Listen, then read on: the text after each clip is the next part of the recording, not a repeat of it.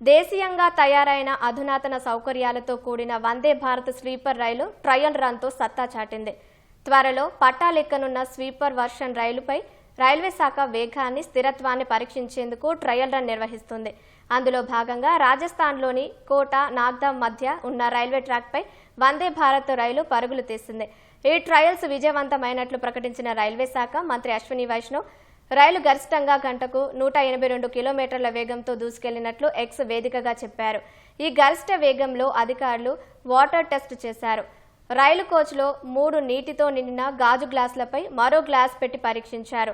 రైలు 180 కిలోమీటర్లకు పైగా వేగంతో దూసుకెళ్తున్న ఆ గ్లాసుల్లోని ఒక్క నీటి చుక్కు కూడా కింద పడకుండా స్థిరంగా ఉంది. అందుకు సంబంధించి అశ్విని వైష్ణవ్ పోస్టు చేసిన వీడియో వైరల్గా మారింది.